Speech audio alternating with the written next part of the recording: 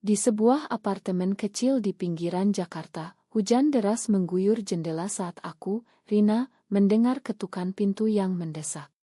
Itu malam itu ketika sahabatku sejak kecil, Maya, muncul basah kuyup dengan mata bengkak karena tangis, mengatakan bahwa dia baru saja diusir dari rumah oleh orang tuanya setelah mereka menemukan surat cintanya kepada seorang wanita.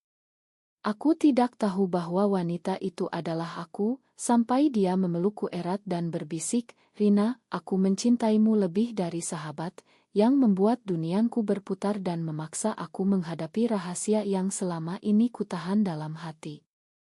Aku berdiri membeku di ambang pintu, air hujan menetes dari jas hujannya ke lantai kayu yang sudah usang. Maya, dengan rambut hitam panjangnya yang biasanya rapi kini kusut masai, menatapku dengan mata coklatnya yang selalu penuh semangat. Kami berteman sejak SMA di Bandung, pindah ke Jakarta bersama untuk kuliah, berbagi mimpi tentang karir di dunia desain grafis. Tapi malam itu semuanya berubah. "Masuk dulu, Mai," kataku pelan, menariknya ke dalam sambil menutup pintu. Aku memberikan handuk kering dan secangkir teh hangat, mencoba menenangkannya. "Ceritakan dari awal," ujarku, duduk di sofa lusuh yang kami beli bersama di Pasar Loak. Maya menghela napas panjang, tangannya gemetar memegang cangkir. "Orang tuaku menemukan diariku.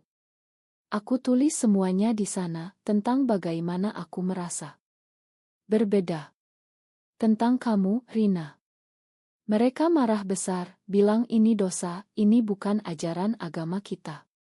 Ayahku bilang aku harus menikah dengan anak temannya, atau jangan pulang lagi." Air matanya jatuh lagi, dan aku merasa tersesak. Aku tahu perasaan itu karena aku juga pernah merasakannya. Tapi di Indonesia, di keluarga Muslim konservatif seperti kami, mencintai sesama jenis adalah tabu. Aku ingat saat kecil, ibuku selalu bilang perempuan harus menikah dengan laki-laki, punya anak, itu takdir Tuhan. Aku tak pernah berani membantah. Aku memeluknya, mencoba menenangkan, tapi sentuhannya membuat jantungku berdegup kencang. "Kamu bisa tinggal di sini sementara," kataku. "Kita cari solusi bersama." Malam itu kami tidur di kamar yang sama, seperti dulu saat sleepover. Tapi kali ini, ada ketegangan yang tak terucap. Pagi harinya, aku bangun lebih dulu, membuat sarapan sederhana, nasi goreng dengan telur. Maya keluar dari kamar dengan wajah lebih segar, tapi matanya masih merah. "Terima kasih, Rin," katanya sambil duduk. Kami makan dalam diam, sampai ponselku berdering. "Itu ibuku." "Rina, ada apa dengan Maya?" "Tante bilang dia kabur dari rumah." Aku menjawab hati-hati, "Dia lagi ada masalah keluarga, Bu. Tinggal di sini dulu." Ibuku diam sejenak, lalu berkata, "Jangan ikut campur terlalu dalam. Kamu harus fokus kuliah dan cari pacar yang baik." Kata-katanya seperti pisau, mengingatkanku pada tekanan yang sama. Setelah itu, hari-hari kami berlalu dengan rutinitas baru. Aku bekerja paruh waktu di KAI dekat kampus, sementara Maya mencari pekerjaan freelance sebagai ilustrator. Tapi pengakuan malam itu menggantung di udara, membuat setiap interaksi penuh arti ganda. Suatu sore, saat kami berjalan di Monas, Maya berhenti dan menatapku. "Rin, apa kamu merasakan hal yang sama?" tanyanya tiba-tiba. Aku terkejut, mencoba menghindar. "Maya, kita sahabat. Jangan bikin rumit." Tapi dalam hati, aku tahu itu bohong.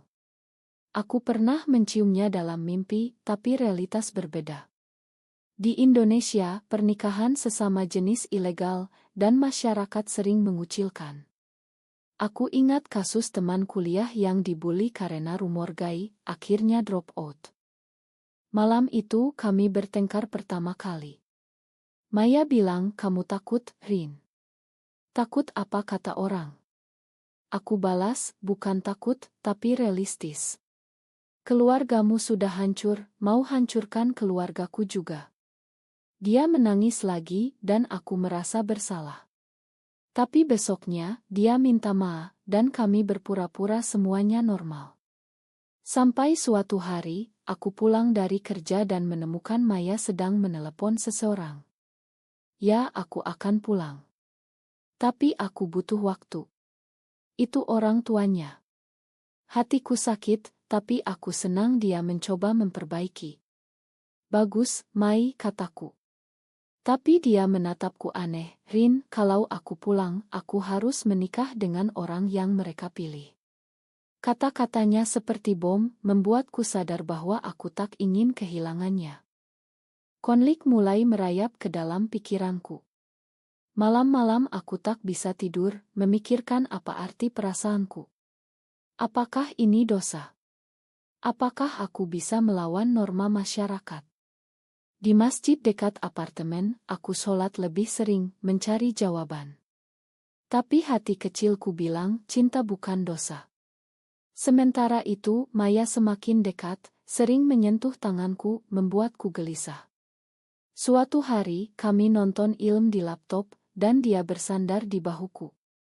Aroma samponya membuatku ingin memeluknya. Tapi aku mundur, Maya, jangan. Dia terluka, kenapa, Rin? Kamu benci aku. Aku menggeleng, bukan, tapi ini salah. Debat itu berlanjut, membuat hubungan kami tegang. Akhirnya, puncaknya datang saat ibuku datang berkunjung tak terduga. Dia melihat Maya tinggal di sana, dan mulai bertanya. Kenapa dia belum pulang?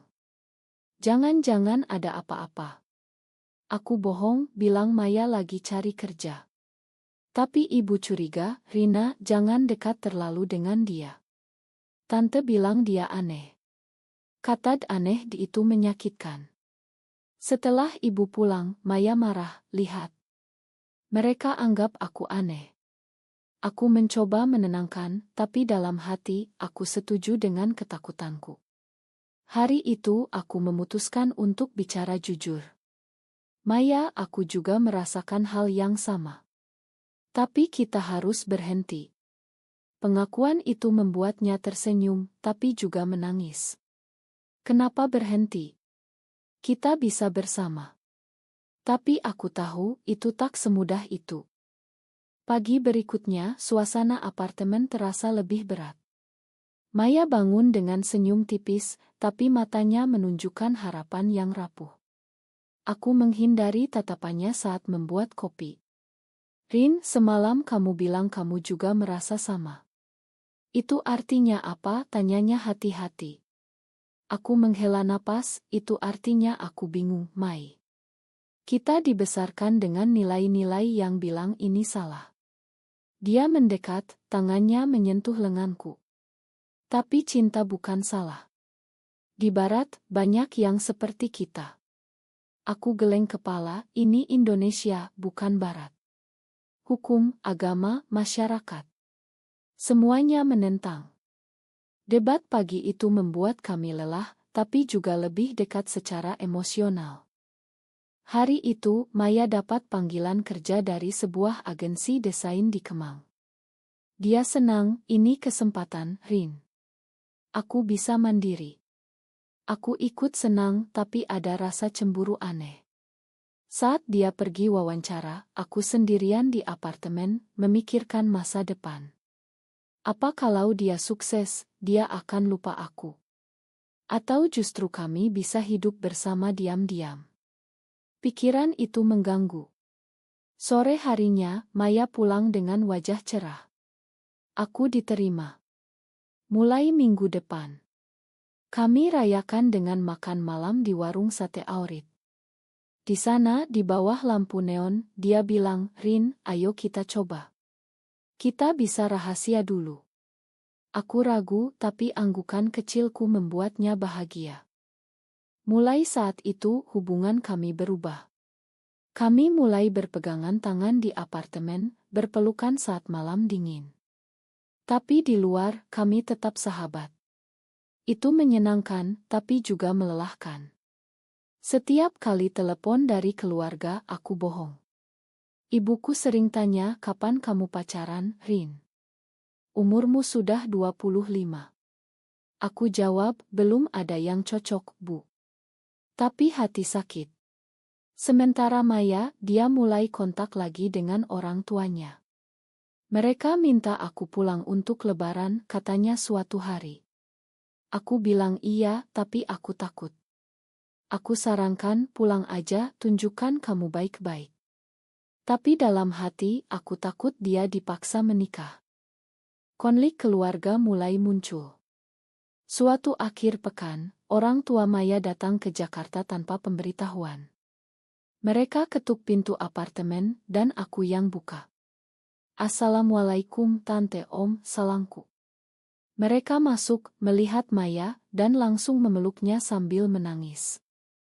Pulanglah, nak. Kami makan. Maya terharu, tapi saat mereka tanya kenapa kabur, dia bohong, hanya salah paham. Mereka ajak Maya pulang, tapi dia tolak, aku kerja di sini. Omnya curiga, jangan-jangan karena pengaruh buruk. Matanya ke aku. Aku diam, tapi hati panas. Setelah mereka pergi, Maya bilang mereka masih ingin aku nikah dengan anak teman ayah. Itu membuat kami bertengkar lagi. Kenapa tak bilang saja kalau kamu tak mau, tanyaku marah. Karena takut kehilangan mereka, jawabnya. Tekanan sosial mulai terasa. Di kampus, ada gosip tentang pasangan lesbian yang diusir dari kos. Teman kami, Lila, cerita, kasihan, orang tuanya malu. Maya dan aku saling pandang, takut. Suatu hari, kami ikut demo hak di Bundaran HI, tapi dari jauh, pakai masker. Itu momen membangkitkan, melihat orang-orang berjuang. Tapi pulangnya, Maya bilang kita tak bisa seperti mereka, Rin. Kita tak punya dukungan. Aku setuju, tapi itu membuatku sedih. Malam itu kami bicara panjang tentang masa depan. Kalau kita terus begini, apa yang akan terjadi, tanyaku. Maya jawab, kita bisa pindah ke Bali, hidup tenang. Ide itu romantis, tapi tak realistis. Puncak ketegangan datang saat aku dapat tawaran kerja di Surabaya. Ini kesempatan bagus, gaji lebih tinggi, kataku pada Maya. Dia marah, kamu mau ninggalin aku. Aku jelaskan, bukan, tapi kita butuh uang untuk mandiri. Debat itu berujung air mata. Kalau kamu pergi, aku akan nikah saja, ancamnya. Kata itu menyakitkan. Aku batalkan rencana, tapi hubungan kami retak. Beberapa hari kemudian, Maya sakit demam. Aku rawat dia, mandikan dengan air hangat, momen intim yang membuatku ingat judul cerita ini. Saat itu, dia pegang tanganku, jangan pergi, Rin. Aku janji, tapi dalam hati, aku tahu ini tak berkelanjutan. Hari-hari berikutnya, kami mencoba memperbaiki. Maya mulai kerja di agensi, aku lanjut kuliah dan partime. Tapi rahasia kami mulai bocor. Suatu hari, teman kuliah, Andi, tanya, kalian berdua pacaran ya? Kelihatan mesra banget. Aku tertawa paksa, gila, kami sahabat. Tapi Maya terluka saat ku ceritakan. Kenapa kamu malu, tanyanya. Bukan malu, tapi bahaya, jawabku. Di Indonesia, meski tak ada hukum langsung, tapi diskriminasi ada di mana-mana. Aku ingat berita tentang pasangan yang dianiaya massa. Konflik internal semakin dalam. Aku mulai ragu tentang imanku. Di masjid, aku dengar khotbah tentang penyimpangan. Pulangnya, aku menangis sendirian. Maya lihat, Rin, jangan dengarkan mereka. Tuhan menciptakan kita begini. Tapi aku balas, bagaimana kalau mereka benar? Debat agama itu membuat kami jauh. Maya mulai baca buku tentang LG dan Islam, mencoba cari argumen. Ada ulama yang bilang cinta sesama tak dosa kalau tak ada hubungan isik, katanya. Tapi aku skeptis. Sementara itu keluarga Maya tekan lagi. Ayahnya datang sendiri, bawa calon suami, seorang pemuda kaya dari Bandung. Ini Adi, anak teman ayah. Kalian cocok. Maya tolak halus, aku belum siap, ya. Tapi ayah marah, kamu sudah 20 genep, jangan jadi perawan tua. Aku sembunyi di kamar, dengar semuanya. Setelah ayah pergi, Maya menangis, aku tak bisa, Rin. Aku tak suka laki-laki. Aku peluk dia, tapi pikiranku kalut. Apa aku harus mundur biar dia aman? Pilihan salah mulai muncul. Suatu malam, aku ketemu mantan pacar Sma, Budi, di Kai. Dia ajak kencan, dan dalam kebingungan aku setuju. Maya tahu, marah besar. Kamu khianati aku, teriaknya. Aku jelaskan, ini untuk nutupin, Mai. Biar orang tak curiga. Tapi itu bohong, sebenarnya aku coba normal. Kencan dengan Budi gagal, aku tak bisa. Pulang, Maya sudah packing tas. Aku pergi, katanya. Aku minta maaf, peluk dia, dan kami berdamai. Tapi luka itu dalam. Cautro meningkat saat lebaran tiba. Maya pulang ke Bandung, aku ke rumah ibu di Jakarta. Di sana, ibu perkenalkan dengan anak teman, ini Aisal, cocok buat kamu. Aku tolak, Bu, aku fokus karir dulu. Tapi ibu curiga, jangan-jangan kamu seperti Maya. Jantungku berhenti. Apa maksud Bu, tanyaku. Tante bilang Maya suka cewek. Jangan dekat lagi dengannya. Aku bohong, bukan gitu, Bu. Tapi pulangnya aku hubungi Maya, ceritakan. Dia bilang mereka tahu, Rin. Ayahku tanya langsung. Panik melanda. Kembali ke apartemen, kami putuskan untuk pisah sementara. Biar aman, kataku. Maya setuju tapi sedih. Dia pindah ke kos baru dekat kerja. Hari-hari tanpa dia terasa kosong. Aku mulai depresi, tak bisa fokus kuliah. Suatu hari, aku dengar Maya kencan dengan cowok untuk nutupin. Sakit hati, aku konfrontasi. Kamu sama seperti aku, katanya. Bertengkar lagi, tapi berakhir dengan pengakuan bahwa kami tak bisa pisah. Kami kembali bersama, tapi lebih hati-hati. Hubungan kami semakin rumit.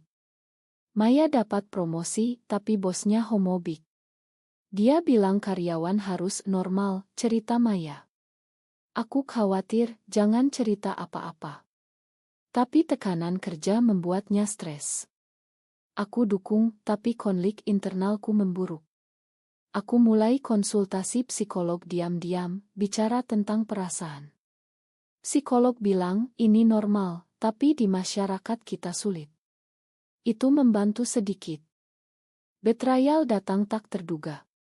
Suatu hari, aku temukan chat Maya dengan teman lama, cerita tentang kami. Aku tak sengaja, katanya. Tapi teman itu sebarkan gosip.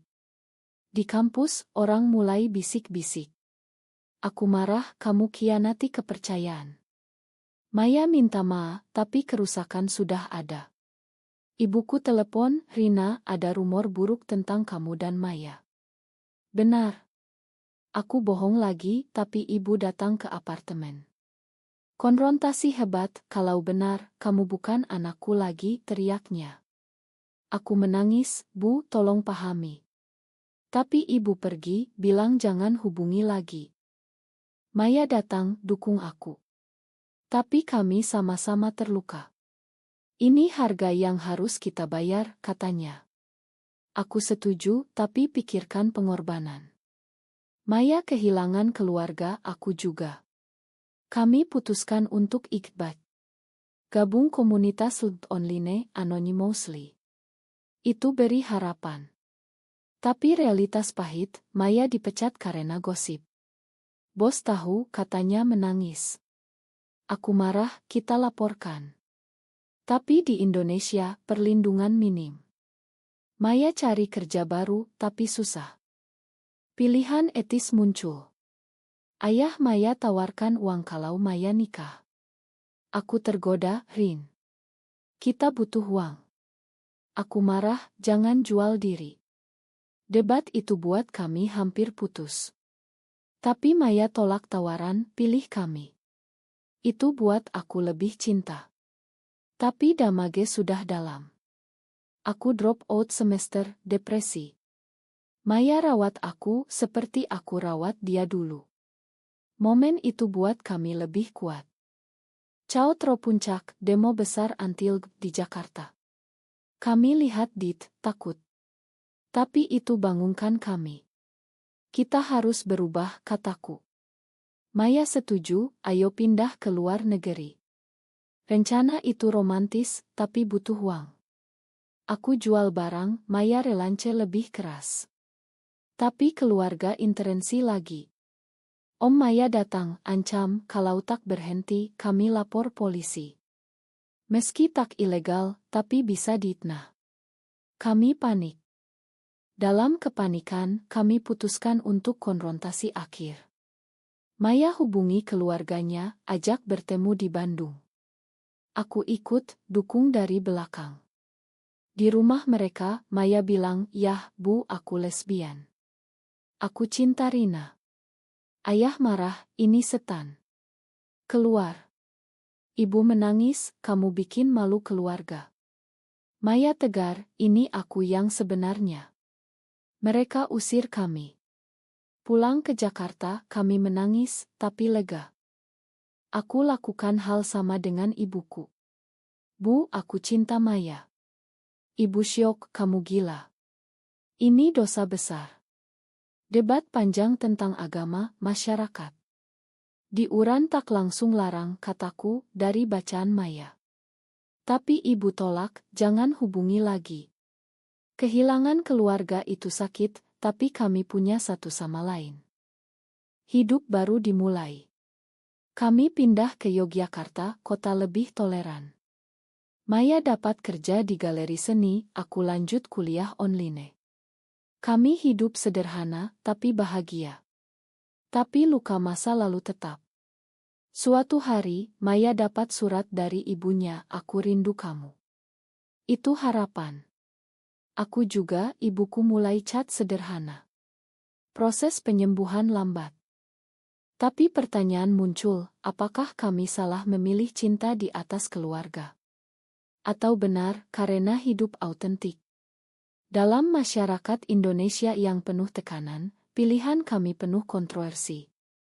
Kami belajar bahwa cinta butuh pengorbanan, tapi juga membawa kebangkitan. Akhirnya, kami sadar perjuangan ini tak pernah berakhir. Apakah mencintai sesama jenis di masyarakat konservatif seperti Indonesia selalu berakhir dengan pengorbanan yang tak adil, atau bisakah perubahan datang dari keberanian individu?